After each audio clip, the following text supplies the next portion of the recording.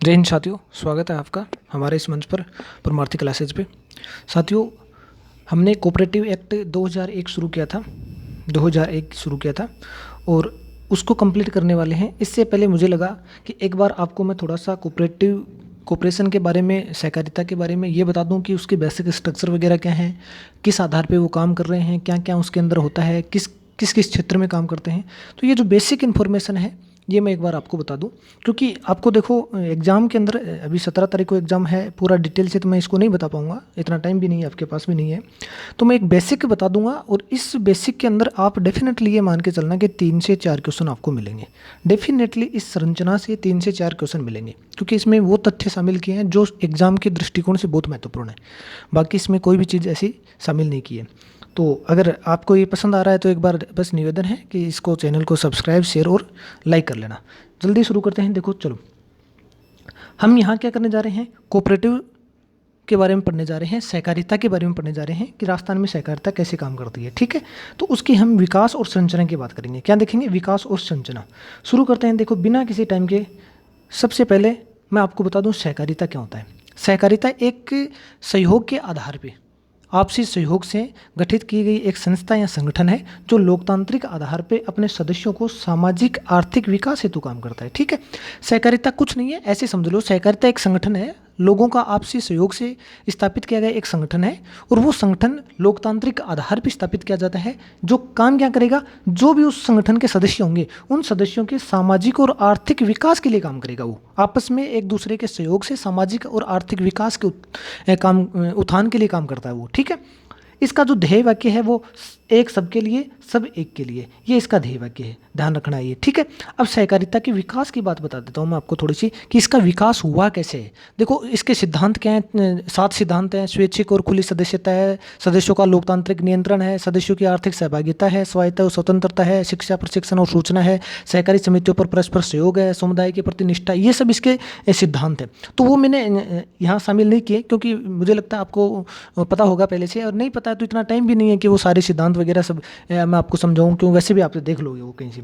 ठीक है, तो अभी ये आप देखो सहकारिता का विकास क्यों, क्योंकि विकास से एक क्वेश्चन मिल सकता है, संभावनाएं है कि मिल सकता है। तो इसके विकास की बात करें तो विश्व के अंदर सबसे पहले रॉबर्ट ओवन नाम का व्यक्ति था। कहाँ का था, इंग्लैंड का था।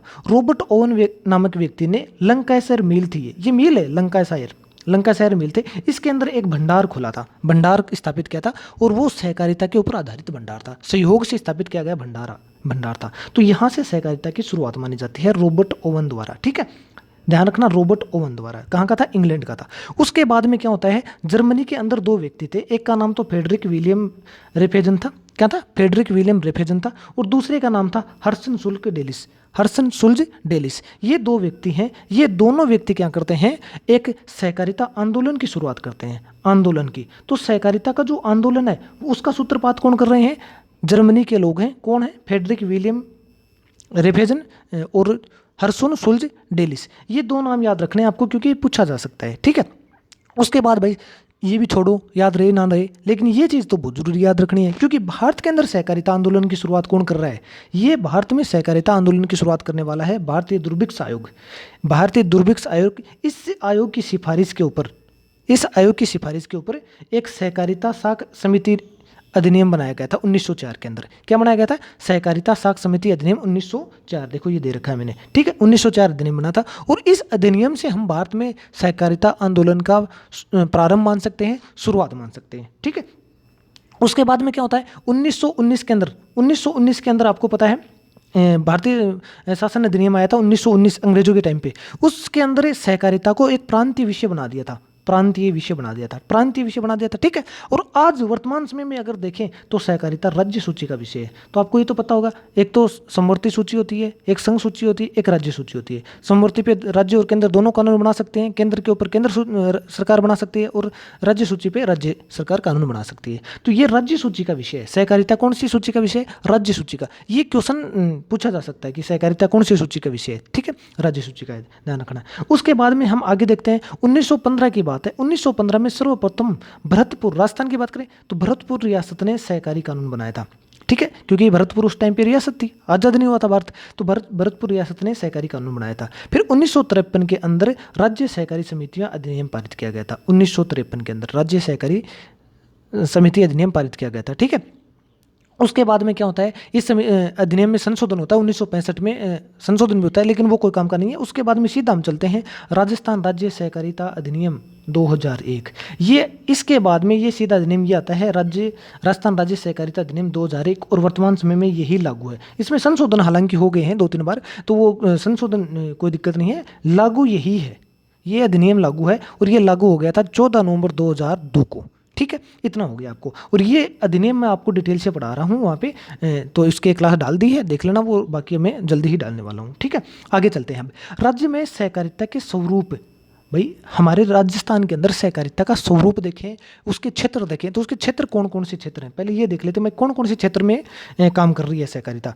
तो मुख्य रूप से इसके 6 क्षेत्र हैं। मुख्य रूप से मैं ये कह रहा हूँ कि सारे के सारे नहीं है, ये मुख्य रूप से 6 क्षेत्र हैं। कौन कौन से? एक तो सहकारी साख। सहकारी साख का मतलब वो उस क्षेत्र में काम कर रही है जिसमें ऋण दिया जाता है। साख का मतलब आपको पता है, बैंकिंग सेक्टर पढ़ा होगा आपने, तो साख का मतलब समझ रहे होंगे कि लोन देना और जमा करना, ये जो काम किया जाता है वो साख का सर्जन माना जाता है। ठीक है, तो आप सीधा सा संबंध ये मान लो साख का कि जहाँ लोन दिया जाता है वो साख है। ठीक है, तो लोन देने से संबंधित जो क्षेत्र है उसके अंदर सहकारिता काम कर रही है। उसके बाद विपणन सहकारिता है, जो ये मार्केटिंग के अंदर काम कर रही है, विपणन। उपभोक्ता सहकारिता है, जो उपभोक्ताओं के लिए काम कर रही है, उपभोक्ता सहकारिता है। आवास सहकारिता मतलब घर वगैरह बनाने के लिए जो काम कर रही है वो आवास सहकारिता है। महिला सहकारिता, महिलाओं के लिए जो काम कर रही है महिला सहकारिता हो गई। और डेयरी सहकारिता, जो डेयरी दूध से संबंधित जो प्रोडक्ट वगैरह हैं उनके उत्पादन वगैरह से जो काम करती है वो डेयरी सहकारिता है। तो मुख्य रूप से इसके ये क्षेत्र हैं, ये क्षेत्र है सहकारिता, मुख्य क्षेत्र है। मैं ये नहीं कह रहा हूँ पूरे के पूरे ये क्षेत्र हैं, ये मुख्य क्षेत्र हैं। इसके अलावा भी बहुत सारे क्षेत्र हैं जिनमें सहकारिता काम करती है। ठीक है, उसके बाद में हम आगे चलते हैं, संरचना की बात करते हैं। तो संरचना की बात करने के लिए मैं आपको ये बता देता हूँ, क्योंकि पहले ये जो छः क्षेत्र बताए हैं मैंने, उनके अंदर कौन कौन से क्षेत्र के अंदर किस प्रकार की संरचना है उसकी चर्चा करूंगा। और यहाँ संरचना से आप ध्यान से सुनना बहुत जरूरी है, आपको ये ध्यान रखना, क्योंकि यहाँ से प्रबल संभावनाएं हैं 1 या 2 क्वेश्चन आने की। डेफिनेटली क्वेश्चन आएगा, और क्वेश्चन किस प्रकार से आएगा मैं ये भी बता दूंगा आपको। देखो, सबसे पहले बात करते हैं सहकारी साख। सहकारी साख का जो स्वरूप है वो किस प्रकार का है। तो इस सहकारी साख को, मतलब साख का मतलब समझ गए आप, लोन देने से संबंधित। तो सहकारी साख से संबंधित जो भी सहकारिता की संस्थाएं हैं वो 2 आधार पे काम कर रही हैं। एक तो जो अल्पकालिक या मध्यकालिक ऋण देती हैं वो संस्थाएं हैं, और एक वो जो दीर्घकालिक ऋण देती हैं वो संस्थाएं हैं। अब अल्पकालिक का मतलब आप ये मान लो 1 से 5 वर्ष तक का लोन देने वाली संस्थाएं तो इसके अंदर शामिल हैं, और 5 से 15 लगभग है, 5 से 15 वर्ष तक जो लोन देती हैं वो दीर्घकालिक साख के अंदर आएंगे। ठीक है, तो इस अल्पकालिक और मध्यकालिक साख वाली जो संस्थाएं हैं उनके जो ढांचा है वो त्रिस्तरीय ढांचा है। त्रिस्तरीय, ये 3 स्तर पे काम करती हैं। तो ये पूछा जाएगा राजस्थान के अंदर अल्पकालीन या मध्यकालीन ऋण देने वाली संस्थाओं, सहकारी संस्थाओं का कौन सी स्तर, कितने स्तर में बटी हुई है। तो 3 स्तर में बटी हुई है। कौन कौन सी? एक तो शीर्ष स्तर पे होती है राजस्थान राज्य सहकारी बैंक। ठीक है, एक तो राज्य के अंदर एक ही संस्था है, उसका नाम क्या है? राजस्थान राज्य सहकारी बैंक। राजस्थान राज्य सहकारी बैंक, ठीक है, ये सबसे ऊपर है। अल्पकालीन ऋण देने वाली संस्था है ये राजस्थान के अंदर, और एक ही है। ठीक है, उसके बाद में जिला स्तर पे आती है केंद्रीय सहकारी बैंक, और उसके बाद में जो ग्रामीण स्तरों पे आती है वो प्राथमिक कृषि सहकारी साख समितियाँ, जिनको PAC भी बोल देते हैं। ठीक है, तो ये त्रिस्तरीय संरचना इसकी हो गई है। और उसके बाद में जो दीर्घकालिक लोन देते हैं उनके अंदर है राजस्थान राज्य सहकारी भूमि विकास बैंक, नाम याद रखना है, राजस्थान राज्य सहकारी भूमि विकास बैंक, फिर प्राथमिक सहकारी भूमि विकास बैंक। अब देखो क्वेश्चन कैसे आएगा मैं ये भी बता देता हूँ, और फिर उसके थोड़ा सा डिटेल से इनके बारे में चर्चा कर देता हूँ। क्वेश्चन ऐसे आएगा कि राजस्थान के अंदर कृषि उपकरण खरीदने हेतु ऋण उपलब्ध कराने वाली संस्था का नाम है। तो इनमें से ऑप्शन दे देंगे, राजस्थान राज्य सहकारी बैंक, केंद्रीय सहकारी बैंक, प्राथमिक सहकारी समितियाँ, राजस्थान राज्य सहकारी भूमि विकास बैंक, प्राथमिक सहकारी भूमि विकास। ये 5 ऑप्शन आ गए आपके। अब इन 5 ऑप्शनों में एक ही आएगा ना, आपको आंसर एक को देना है। अब वो एक आंसर कौन सा होगा, ये जब आप लेक्चर पूरा पढ़ लोगे ना तो आपको पता चल जाएगा ये आंसर होगा जैसे इसमें। ठीक है, तो लेक्चर देख लो। MCQ वगैरह के लिए भी बहुत डिमांड हो रही थी कि भाई MCQ वगैरह दो, तो MCQ की कोई ज़रूरत नहीं है। मैं ये कह रहा हूँ इस लेक्चर को आप ध्यान से समझ लोगे ना तो इससे कोई भी क्वेश्चन बाहर, आप इसमें जो आएगा ना वो कोई क्वेश्चन बाहर नहीं जाएगा। MCQ की कोई जरूरत ही नहीं पड़ेगी यहाँ पे। और बाकी संरचना से संबंधित क्वेश्चन आएंगे वो इसमें कवर हो जाएंगे, एक्ट से संबंधित आएंगे वो एक्ट में कवर हो जाएंगे। तो आप बिना टेंशन के इसको कवर कर लो बढ़िया से, 1 बार 2 बार जितनी बार आवश्यकता है। देखो अब मैं एक बार ये बता देता हूँ, राजस्थान राज्य सहकारी बैंक, इसके बारे में बता देता हूँ। देखो राजस्थान राज्य सहकारी बैंक, ये पता है कि ये अल्पकालीन ऋण प्रदान करने वाली संस्था है, लेकिन ये डायरेक्ट लोन नहीं देती किसी को भी, डायरेक्ट लोन नहीं देती। तो साहब ये करती क्या है, ये डायरेक्ट लोन ना देके ये क्या करती है, इन बैंकों को लोन देती है। इन बैंकों को, किनको, केंद्रीय सहकारी बैंकों को लोन देती है। ठीक है, केंद्रीय सहकारी बैंक इनको लोन देते हैं, और ये जो संस्थाएं हैं, ये जो समितियां हैं, ये फिर अपने सदस्यों को लोन देती हैं। तो इनका क्रम पता चल गया, ये तो इनको लोन देती हैं, फिर ये इनको देती हैं, और ये अपने सदस्यों को लोन देती हैं। समझ गए, इस प्रकार से ये लोन देती हैं। अब इसकी बात करते हैं, राजस्थान राज्य सहकारी बैंक, इसकी स्थापना कब होती है और कहाँ इसका मुख्यालय है, ये भी देख लेते हैं। तो देखो, इसकी स्थापना होती है 14 अक्टूबर 1953 को, 14 अक्टूबर 1953 को होती है, और इसका जो मुख्यालय है वो जयपुर में है। इसको अपेक्स बैंक भी बोल देते हैं, तो घबराना नहीं है, अपेक्स बैंक भी बोल देते हैं। ठीक है, और कौन सी समिति की सिफारिश पे होती है इसकी, तो भारतीय साख सर्वे समिति की सिफारिश पे इसकी स्थापना होती है 14 अक्टूबर 1953 को, 14 अक्टूबर 1953 को, ये डेट याद रखनी है। ठीक है, समझ गए बात। अब ये काम क्या करती है भाई, इसका उद्देश्य क्या है, तो इसका उद्देश्य मैंने अभी बताया है आपको कि ये अल्पकालीन सहकारी साख समितियां होती हैं, उनको ऋण उपलब्ध करवाती है। ठीक है, जैसे ये केंद्रीय बैंक है और इनको ऋण ये उपलब्ध करवा देगी और ये फिर इनको करवा देगा। समझ गए, ये इनका उद्देश्य समझ गए। उसके बाद में हम केंद्रीय सहकारी बैंक की बात करते हैं। तो ये देखो जिला स्तर पे काम करते हैं, और राजस्थान में इनकी देखो संख्याएँ लगभग हर जिले में है, 32-33 के लगभग है। एग्जैक्ट डाटा मुझे पता नहीं है अभी, हाल ही का मैंने देखा नहीं, क्योंकि पहले तो 31 थी, अभी प्रेजेंट टाइम के डेटा मैंने देखे नहीं है, इसलिए मैं नहीं बता सकता कितनी है अभी। तो ये जिला स्तर पर काम करने वाली होती हैं समितियाँ होती हैं, और ये भी अल्पकालीन ऋण ही देंगे, क्योंकि ये इनसे लेंगे और फिर ये इनको देंगे, ये सदस्यों के देंगे। ठीक है, इस प्रकार से ये काम कर रही हैं। उसके बाद में हम सीधा यहाँ आ जाते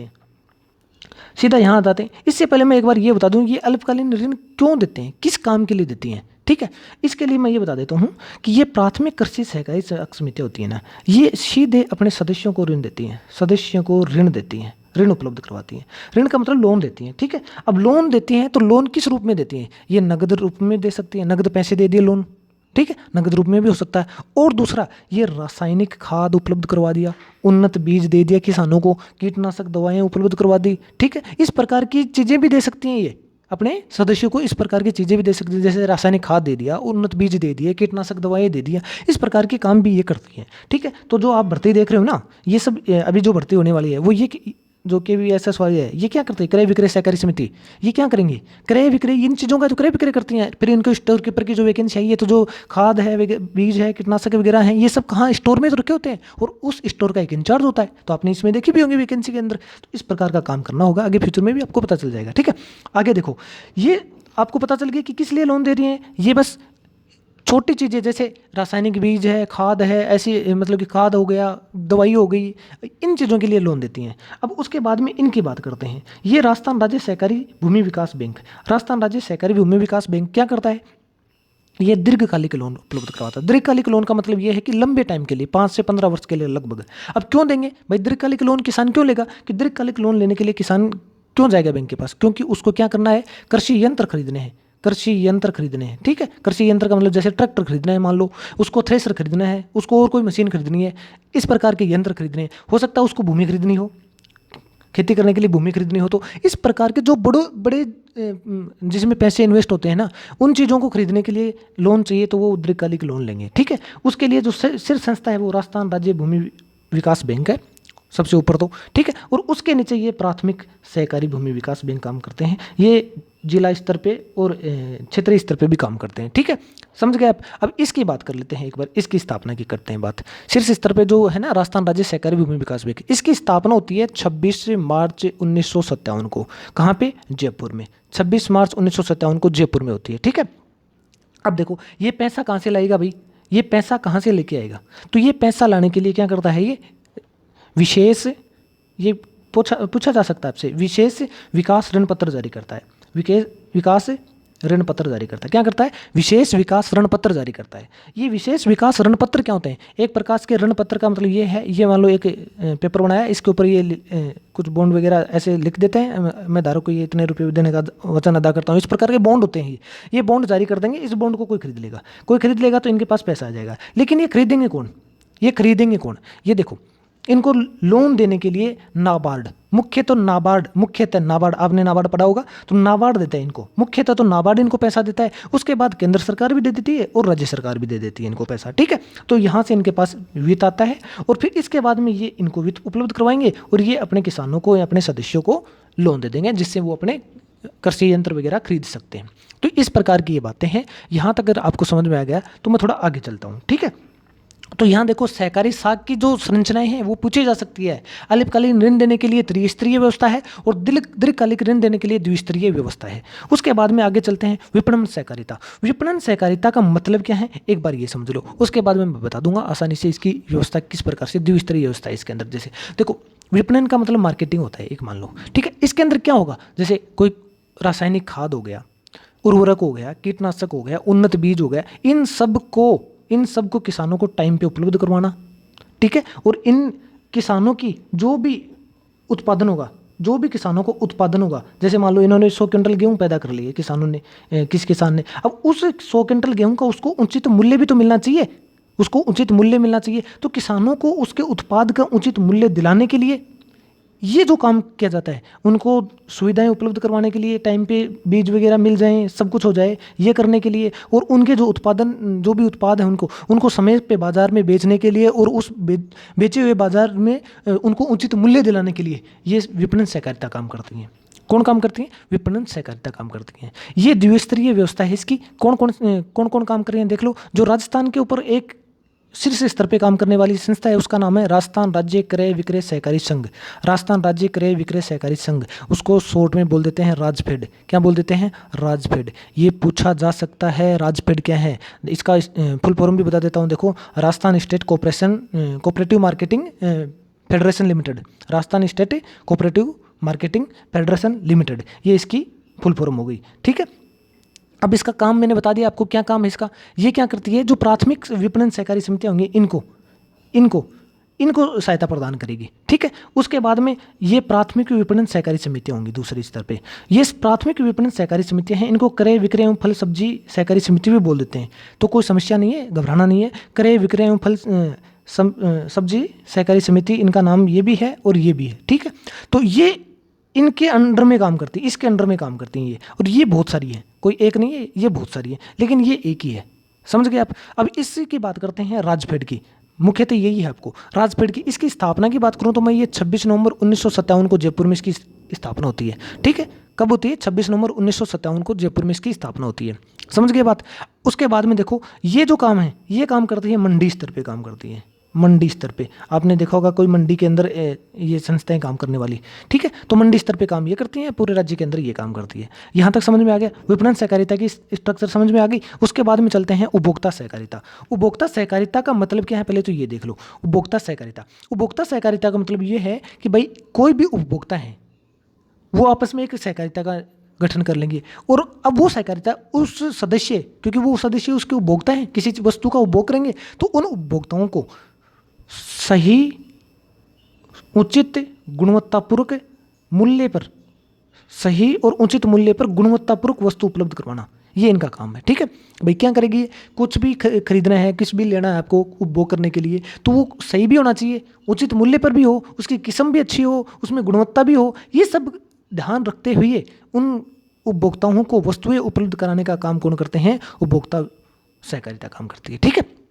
अब इसके अंदर देखो दो स्तर पे काम करती है। राज्य स्तर के ऊपर कौन करती है? राजस्थान राज्य सहकारी उपभोक्ता संघ काम करते हैं। इनको कॉन्फेड भी बोल देते हैं। कॉन्फेड, इसका फुल फॉर्म याद रखना। कॉन्फेड भी पूछा जाएगा कि अभी क्वेश्चन कैसे आएगा एक बार ये भी देख लो कि भाई क्वेश्चन ऐसा आएगा, कॉन्फेड किस क्षेत्र में काम करती है, तो आप बता देना उपभोक्ता सहकारिता के अंदर करती है, उपभोक्ता के क्षेत्र में काम करती है, ऑप्शन के हिसाब से जैसा भी आएगा, लेकिन उपभोक्ता जहाँ है वो आपका आंसर होगा, ठीक है।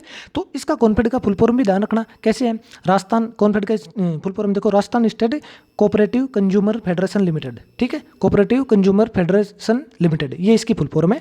और इसकी जो बात करूँ मैं स्थापना की, तो ये स्थापना देख लो 27 मार्च 1967 को जयपुर में होती है, ठीक है।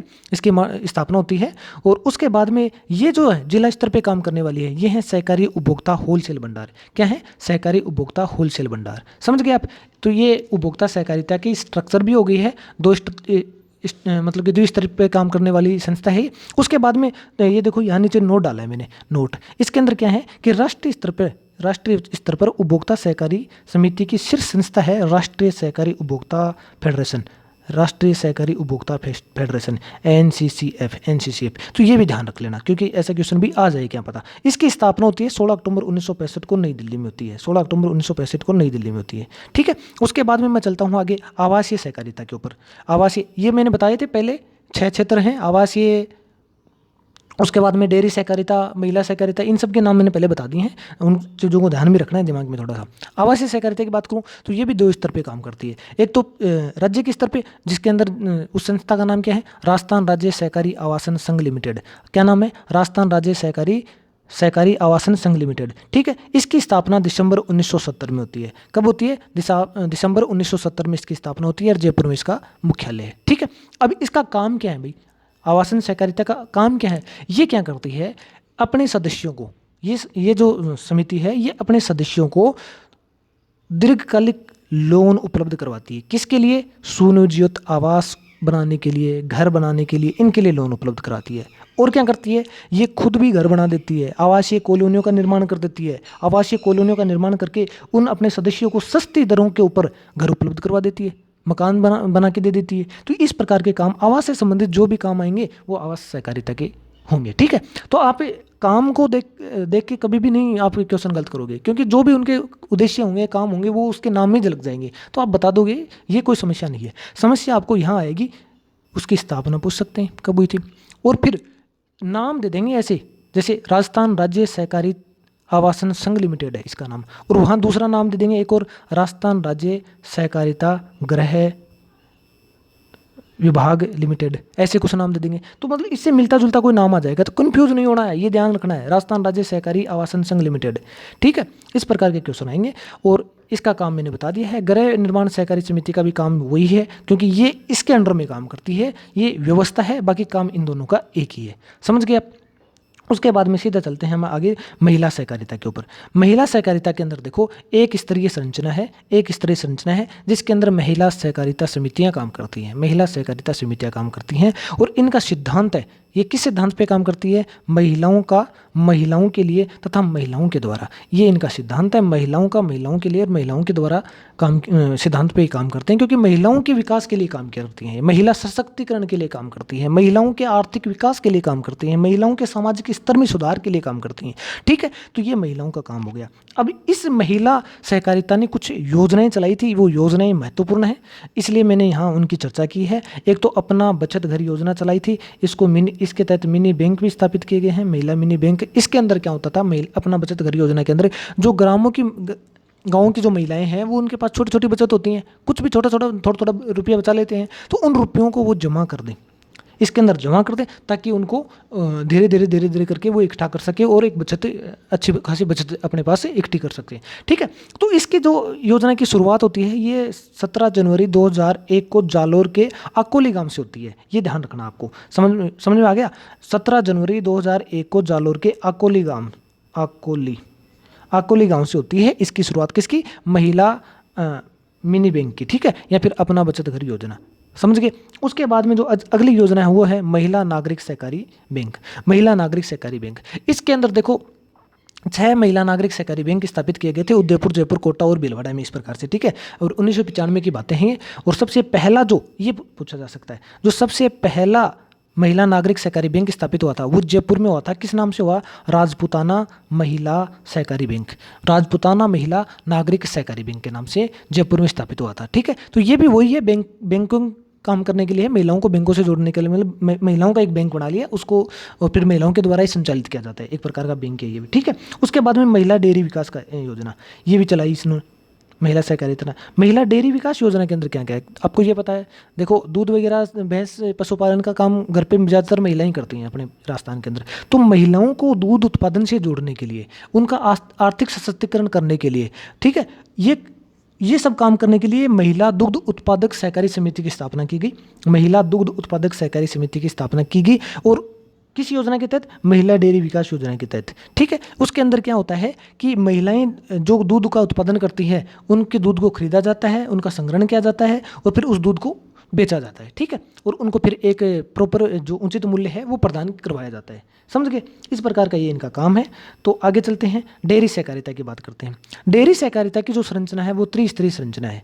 राज्य स्तर पे काम करती है एक समिति, और फिर जिला स्तर पे कुछ समितियां काम करती हैं, फिर ग्राम स्तर पे कुछ समितियां काम करती हैं। समझ में आ गया। तो जो राज्य स्तर पे काम करने वाली संस्था है उसका नाम है राजस्थान सहकारी डेयरी संघ, RCDF, राजस्थान सहकारी डेयरी संघ।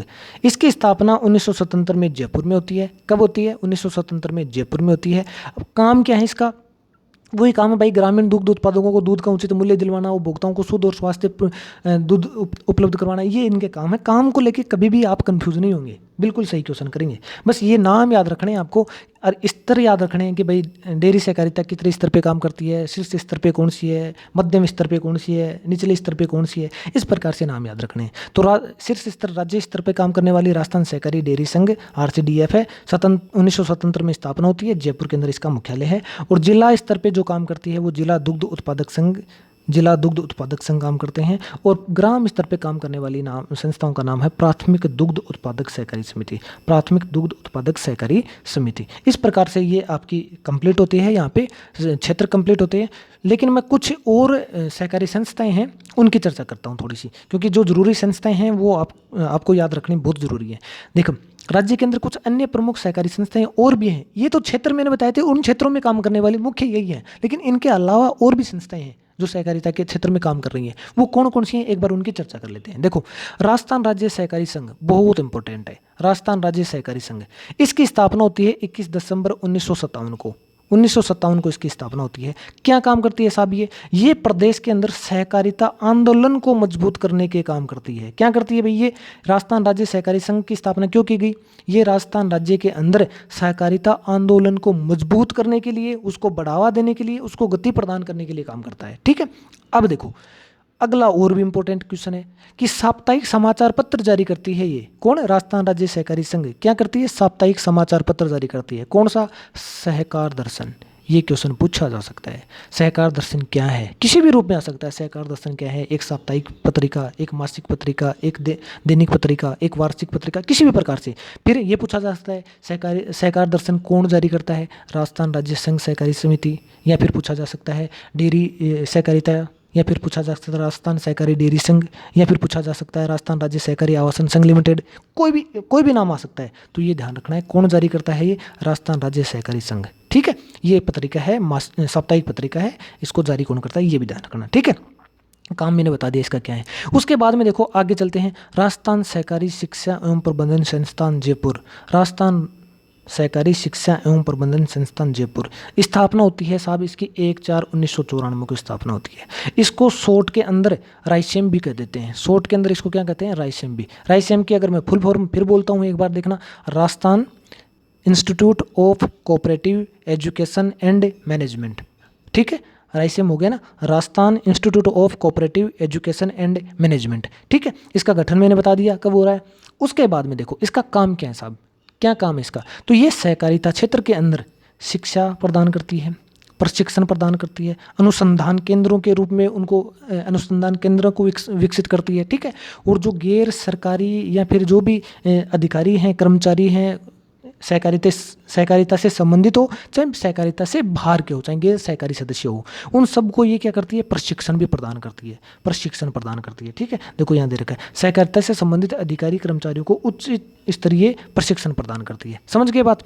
तो ये इसका काम है। उसके बाद में आगे चलते हैं थोड़ा सा, सहकारिता कल्याण एवं सेवा फोरम, कोपसेप, ये पूछा जा सकता है। कोपसेप का मतलब cooperative welfare and service forum. ठीक है, ये इसकी फुल फॉर्म है। तो सहकारिता कल्याण एवं सेवा फोरम ये क्या करती है साहब? इसकी भी अगर मैं बात करूं तो देखो ये 1998 के अंदर इसका पंजीकरण होता है, मार्च 1998 के अंदर इसका पंजीकरण होता है। करती क्या है ये? क्या करती है? देखो ये क्या करती है, ये जितने भी सदस्य हैं, सहकारिता से जुड़े हुए जितने भी सदस्य हैं और उसके परिवार के जो सदस्य हैं, उन सब के कल्याण के लिए काम करती है। कल्याण का मतलब मैं कहूँ तो जैसे उनके अंदर साक्षरता को बढ़ावा देने के लिए, उनके स्वास्थ्य के लिए जो भी योजनाएं निकालने के लिए, पर्यावरण चेतना बढ़ाने के लिए उनके अंदर, उनके परिवार का कल्याण करने के लिए, इस प्रकार के जो भी कल्याण के काम आएंगे वो कौन करता है? सहकारिता कल्याण सेवा फोरम कोपसेप करता है। ठीक है, उसके बाद में मैं थोड़ा और आगे चलता हूँ।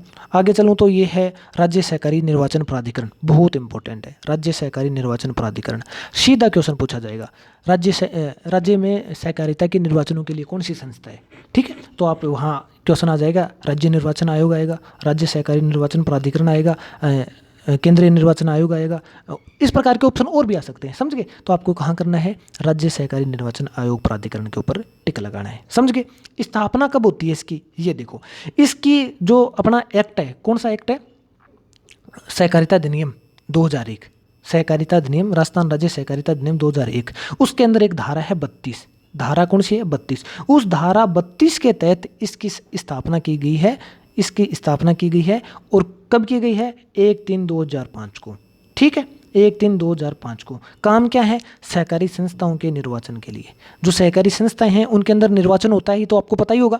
तो उस निर्वाचन का जो काम करवाती है वो कौन करती है, राजस्थान राज्य सहकारी निर्वाचन प्राधिकरण का काम है, समझ गए। इसकी स्थापना पता चल गया सीधा। अब कैसे भी क्वेश्चन आ सकता है, एक्ट कौन सा है, 2001 के तहत, धारा कौन सी है, 32 के तहत इसका गठन होता है। कब होता है, 1/3/2005 को होता है। अब काम बता ही दिया मैंने। इस प्रकार के ये क्वेश्चन है। ये जो महत्वपूर्ण संस्थाएं थी इनकी बात की है। इसके अलावा और भी संस्थाएं हैं, जैसे मैं और भी नाम लूँ तो एक तिलम संघ है, तिलम संघ है, वो क्या करती है, जो तिलहन की फसलें होती हैं उनके लिए काम करती है, उनको बेचने खरीदने के लिए, ठीक है। एक सिनफेड भी है, श्री गंगानगर कॉटन कॉम्प्लेक्स भी है, नागरिक सहकारी बैंक भी हैं, राज्य सहकारी मुद्रणालय लिमिटेड, बहुत सारी संस्थाएं और भी हैं, ठीक है। लेकिन मैं उनकी चर्चा ना करके जो महत्वपूर्ण थी उन्हीं की चर्चा की है, क्योंकि इतना टाइम आपके पास भी नहीं है कि आप ये सारी क्लासें देख लोगे, समझ गए। उसके बाद में जो हमारी अगली आती हैं, अगला बिंदु है वो सहकारी योजनाएं। कुछ महत्वपूर्ण योजनाएं हैं, योजनाएं बहुत सारी हैं लेकिन महत्वपूर्ण योजनाएं हैं, उन योजनाओं की चर्चा करने वाला हूं मैं। वो कौन कौन सी योजनाएं हैं जो कि आपको ध्यान रखनी जरूरी है। एक तो देखो, सबसे पहले मुख्यमंत्री जलधारा योजना चली थी। मुख्यमंत्री सहकारिता के क्षेत्र में है, सहकारी योजनाएं हैं। ये कौन सी है, मुख्यमंत्री जलधारा योजना। सब क्या थी ये, इसके अंदर क्या हुआ था कि ये 6 जिलों के अंदर चली थी, राजस्थान के 6 जिलों। 6 जिले कौन कौन सी है, उदयपुर है, डूंगरपुर है, बांसवाड़ा है, प्रतापगढ़ है, सिरोही, इनके अंदर चली थी। किस लिए चली थी, जलधारा, तो जल से संबंधित है। इसका मतलब ये हुआ था, राजस्थान के इन जिलों के अंदर डार्क जोन क्षेत्र घोषित कर दिए गए थे। डार्क जोन क्षेत्र हो गए थे, मतलब यहाँ जल स्तर बहुत नीचे चला गया था और पानी के मतलब सिंचाई के लिए पानी था नहीं, इसलिए इनको, यहाँ के किसानों को सिंचाई हेतु जल उपलब्ध करवाने के लिए ये योजना चलाई गई थी। और इस योजना के अंदर क्या होता था, 5 से 15 वर्ष के लिए ऋण उपलब्ध करवाया जाता था किसानों को, ताकि वो क्या कर सके, नलकूप लगवा सकें, कुएं खुदवा सकें, पंप सेट ले सकें, विद्युतीकरण करवा सकें, इस प्रकार के काम कर सकते हैं, ठीक है। इसके लिए मुख्यमंत्री जलधारा योजना चलाई गई थी, समझ गए। रिद्धि सिद्धि योजना बहुत इंपॉर्टेंट है साहब। रिद्धि सिद्धि योजना के बारे में बताऊँ, देखो 2009-10 में चली थी ये, 2009-10 में। किस लिए चली थी, ये महिला सशक्तिकरण के लिए चली थी। किस लिए, महिला सशक्तिकरण के लिए।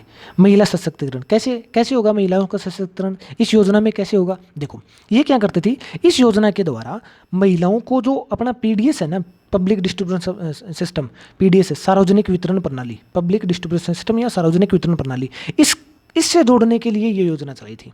अब कैसे जोड़ेंगे, आपने गांव में देखो, अगर राशन की दुकान होती है, राशन की दुकान के ऊपर जो डीलर बोलते हैं वो कौन होता है, ज़्यादातर पुरुष ही होते हैं। तो महिलाएं भी डीलरशिप ले सकें, महिलाएं भी इन दुकानों की डीलरशिप ले सकें, इसके लिए रिद्धि सिद्धि योजना चली थी। और उन महिलाओं को वित्तीय सहायता उपलब्ध करवाई गई ताकि वो डीलरशिप के लिए आवेदन कर सकें और डीलरशिप ले सकें, क्योंकि उसमें पैसे चाहिए खरीद बिक्री करने के लिए। तो ये पीडीएस की दुकानें खोल सकें महिलाएं, इसके लिए कौन चली थी, रिद्धि सिद्धि योजनाएं चलाई गई थी, समझ गए। उसके बाद अगली जो योजना है वो आपकी है राज्य ग्राम्य योजना। राज्य ग्राम्य योजना, देखो राज्य ग्राम्य योजना के बारे में इतना देख लो कि ये ग्राम्य योजना किस काम के लिए चली थी, क्या करने के लिए चली थी। ये इसका काम क्या था कि जो ग्रामीण क्षेत्र है उसके अंदर पर्यटन को बढ़ावा देने के लिए चली थी। ग्रामीण क्षेत्र के अंदर पर्यटन को बढ़ावा देने के लिए, अब पर्यटन बढ़ेगा तो ये पता है आपको, गांव के अंदर आय भी आएगी, आय होगी तो वहाँ उत्थान होगा गांव का, इसलिए राज्य ग्राम्य योजना पर्यटन को बढ़ावा देने के लिए चली थी, ठीक है। उसके बाद में संजीवनी योजना चली थी। संजीवनी योजना इंपॉर्टेंट योजना है, इसलिए मैं बता रहा हूँ आपको। ये चली थी 2001 के अंदर। किसने शुरू की थी, ये राजफेड ने शुरू की थी। क्वेश्चन पूछा जा सकता है, संजीवनी योजना किसने शुरू की थी, राजफेड योजना।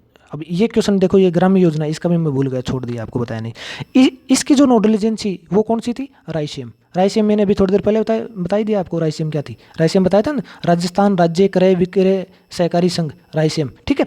तो वही रायसेन इस योजना को, ग्राम्य योजना को चलाता है। और संजीवनी योजना को कौन चला रहा है, राजफेड। राजफेड कब, 2001 में शुरू हुई थी, 28 मार्च 2001 में शुरू हुई थी, ठीक है। अब इसका काम क्या है, देखो क्या काम है भाई, राज्य के अंदर जो भी कमजोर या फिर मतलब कमजोर सहकारी समितियां हो गई हैं, कमजोर का मतलब आर्थिक रूप से उनके पास संसाधन नहीं है, उन समितियों को, सहकारी समितियों को आर्थिक सहायता देने के लिए, उन समितियों को आर्थिक सहायता देने के लिए चलाई गई थी, ठीक है। संजीवनी योजना। उसके बाद में सहकार स्वरोजगार योजना, सहकार स्वरोजगार योजना। अब ये किस लिए चली थी सहकार स्वरोजगार योजना? ये आपको पता है, रोजगार, स्वरोजगार का मतलब खुद का रोजगार स्थापित करने के लिए, खुद का रोजगार स्थापित करने के लिए चली थी। युवाओं को खुद का रोजगार स्थापित करने के लिए, उनको प्रोत्साहित करने के लिए चलाई गई थी। ठीक है, इसके अंदर क्या होता साहब, 2 लाख रुपए तक का लोन दिया जाता था एक ही खिड़की पे। एक ही खिड़की मतलब जाते ही आपको 2 लाख रुपए का लोन मिल जाएगा एक ही जगह, चक्कर नहीं लगाने पड़ेंगे इधर उधर। ठीक है, उसके बाद में आगे चलते हैं ज्ञान सागर ऋण योजना। ज्ञान सागर ऋण योजना ये भी थोड़ी इंपॉर्टेंट है। ज्ञान सागर ऋण योजना किस लिए चली थी? ये 18 से 30 वर्ष के युवाओं के लिए चली थी। कब? 2002 के अंदर शुरू हुई थी ये। इसके अंदर क्या होता था कि उच्च स्तर की जो शिक्षाएं प्राप्त करनी है किसी भी युवाओं को, जैसे तकनीकी हो गई, व्यवसायिक शिक्षा हो गई, इस प्रकार की जो शिक्षा प्राप्त करनी है उसके लिए 6 लाख रुपए तक का लोन मिल जाता था। शिक्षा है तो 6 लाख रुपए तक का लोन दिया जाता था। और विदेश में अगर आप जाके शिक्षा ले रहे हो तो वहाँ आपको 10 लाख रुपए तक का लोन दिया जा सकता था। ठीक है, तो अब यहाँ क्वेश्चन ऐसे आएंगे कि ज्ञान सागर ऋण योजना के तहत अधिकतम कितने रुपए का लोन मिल सकता है? तो अगर देश के अंदर है तो 6 लाख रुपए का, विदेश में है तो 10 लाख रुपए का लोन मिल सकता है। समझ गए आप? इसके अलावा बहुत सारी योजनाएं हैं, बहुत सारी योजनाएं हैं। मैं अगर पूरी बताऊं तो 4-5 घंटे योजनाओं में लग जाएंगे, लेकिन ये योजनाएं इंपॉर्टेंट थी इसलिए मैंने आपको बताई हैं। इसके अलावा भी बहुत हैं, जैसे सहकार प्रभा योजना है जिसको आप कृषक मित्र योजना भी बोल सकते हैं। उसके बाद में सहकार स्वरोजगार क्रेडिट कार्ड योजना चली थी, विद्युतीकरण के लिए एक ऋण योजना चली थी, बेबी ब्लैंकेट योजना चली थी, सहकार जंगमंगल आवास योजना चली थी, सहकार मंगल योजना चली थी, ग्रामीण मतलब कितनी बताऊँ मैं, कॉम्प्रेड योजना चली थी एक। इस प्रकार की बहुत सारी योजनाएं चलाई गई थी। तो ये इंपॉर्टेंट योजना है, इनकी मैंने चर्चा कर दी है। उसके बाद में कुछ अन्य महत्वपूर्ण तथ्य हैं जिसकी मैं थोड़ी सी आपको बता दूं, चर्चा कर दूं, क्योंकि यहाँ से भी क्वेश्चन आ सकता है।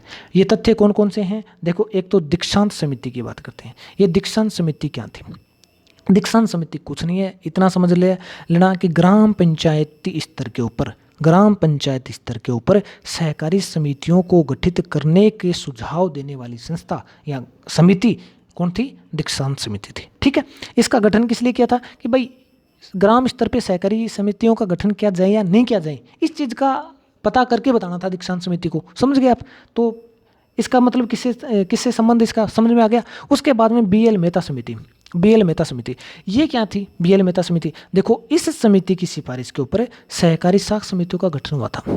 सहकारी साख समितियों का गठन किस समिति की सिफारिश पे हुआ था? BL मेहता समिति की सिफारिश पे। ठीक है, उसके बाद में मृदा रिपोर्ट, देखो मृदा रिपोर्ट है, मृदा रिपोर्ट के अंदर क्या हुआ था? इसके अंदर क्या किया था? देखो मृदा रिपोर्ट के अंदर सहकारी आंदोलन को लोकतांत्रिक बनाने के लिए, सहकारी आंदोलन को लोकतांत्रिक बनाने के लिए और सहकारी संस्थाओं की कार्य प्रणाली के अंदर सुधार करने के लिए इस समिति की मतलब कि समिति का गठन किया गया था। और इस समिति ने फिर इनके ऊपर एक रिपोर्ट भी पेश की थी। उस रिपोर्ट को मृदा रिपोर्ट कहते हैं, क्योंकि मृदा समिति बनी थी। वो समिति किस लिए बनी थी? वो भाई सहकारी आंदोलन को कैसे लोकतांत्रिक बनाया जा सकता है और फिर सहकारी संस्थाएं जो हैं उनकी कार्य प्रणाली के अंदर कैसे सुधार किया जा सकता है, तो उस सुधार के लिए, उनको लोकतांत्रिक बनाने के लिए मृदा समिति ने एक रिपोर्ट पेश की थी। उस रिपोर्ट को मृदा रिपोर्ट कहते हैं। ठीक है, उसके बाद में थोड़ा सा और आगे मैं और भी बताना चाहूँ, ये मुख्य थी इसलिए बताऊँ, इसके अलावा और भी कुछ बताना चाहूँ तो जैसे एक सहकार समाचार बुलेटिन, सहकार समाचार बुलेटिन, ये एक मासिक पत्रिका है। क्या नाम है इसका? देखो दोबारा बोलता हूँ, सहकार समाचार बुलेटिन मासिक पत्रिका है। जो कौन जारी करता है? राज्य के सहकारी नीति क्रियाकलापों के लिए राज्य के अंदर जारी किया जाता है। ठीक है, और उसके अलावा आपको ये तथ्य भी एक तथ्य और बता देता हूँ। आपको ये पता है कि अंतर्राष्ट्रीय सहकारिता दिवस कब मनाया जाता है? अंतर्राष्ट्रीय सहकारिता दिवस मनाया जाता है प्रथम शनिवार को, जुलाई माह के प्रथम शनिवार को। ठीक है, और जो सप्ताह बनाया जाता है, सहकारी सप्ताह बनाया जाता है, वो नवंबर माह में बनाया जाता है। ठीक है, उसके बाद में और भी हैं बहुत सारी कुछ तथ्य हैं, मतलब कि बताऊंगा तो बहुत टाइम लगेगा, शायद आपको पता, जैसे लैंप्स है और इसका दहुज कितने रंग का, वो 7 रंग का, ये छोटी छोटी चीज़ें आपको हो सकता है पता हो। तो यहीं तक है अपना ये लेक्चर। आप इस लेक्चर को देखना, डेफिनेटली आपको 3 से 4 क्वेश्चन मिलेंगे इसमें, 3 से 4 क्वेश्चन डेफिनेटली मिलेंगे, ये पक्का है। और MCQ की ज़रूरत नहीं है, क्योंकि MCQ अभी हिंदी में है नहीं, इंग्लिश में तो मैं आपको प्रोवाइड करवा सकता हूँ, हिंदी में MCQ है नहीं, तो इसके लिए आप चिंता ना करें। ये लेक्चर को इस हिसाब से डिज़ाइन कर रखा है तो आप आराम से MCQ की ज़रूरत भी नहीं है, वैसे ही कर दोगे क्वेश्चन। ठीक है, मिलते हैं अभी जल्दी ही अगली वीडियो में, जिसके अंदर हम कोऑपरेटिव एक्ट 2001 कर रहे हैं।